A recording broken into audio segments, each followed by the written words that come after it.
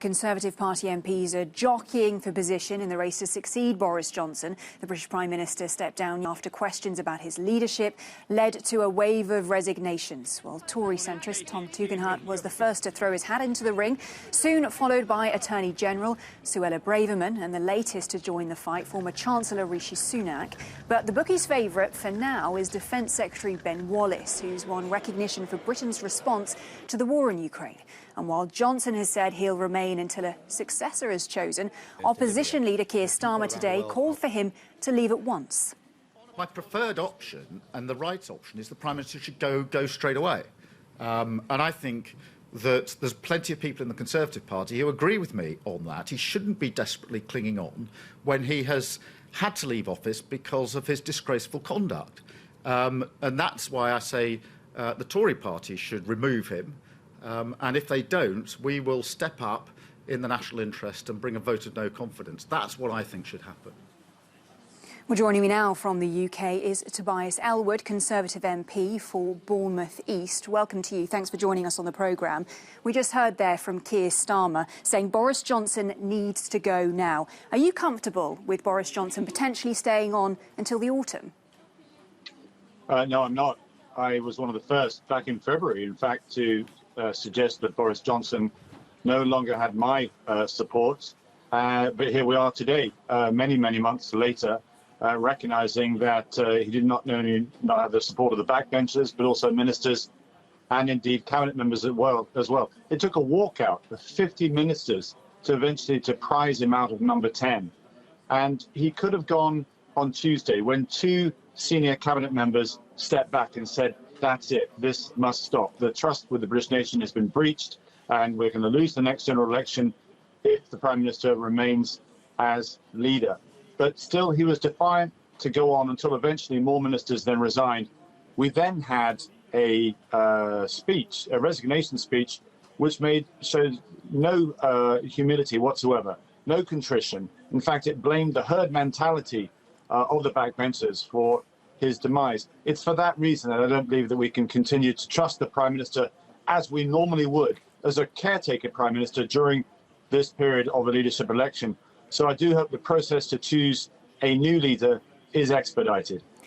So you voiced your concern in February. So many Conservative MPs were quietly or even vocally concerned about Johnson's behaviour. Shouldn't they have acted sooner? What I did was put forward my letter of no confidence to the 1922 committee, this backbench committee that monitors all these things, in order to trigger 54 letters that would then allow a leadership contest or a vote of no confidence to take place. So I was one of the first there. But ultimately, the party needs to move forward. We need to recognise that the world is watching. We have responsibilities, duties on the international stage, not least to do with Ukraine. The sooner we can conclude this and start to repair our relationships, both nationally and internationally, then the better. You've said previously, if Boris goes, Brexit goes. Do you think there's the possibility now of the UK rejoining the single market? I'm not sure I ever said that. I think the British have made the decision to leave the EU politically. What I have said is that our economic relationship with the EU needs to improve. And I think those in the EU could help Britain with this. Because at the moment, the model of Brexit we have economically means that our exports to the continent are going down. It's our biggest trading partner, and both in services and indeed in goods, they are reducing. That cannot be good for the British economy, neither for the EU as well. So we need to look at this. We need to look at the model. I've suggested potentially looking at the Norway model as perhaps where Britain eventually ends up. But it is still a very sensitive, very toxic subject here in the UK. Would you put your hat into the ring for the leadership race? Well, it's very kind of you to suggest that. I think there's a lot of people ahead of me that are already measuring the curtains for number 10. For the very reasons that we've just talked about, Brexit, I'm a centre-right politician. I appeal, I think, to the nation, the one nation Conservatives, as we call ourselves.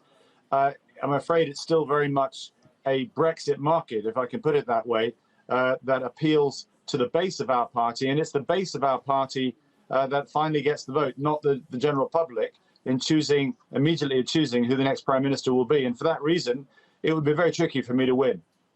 So that's a no then? Yeah, I'm afraid it's not my time for the moment, maybe in the future.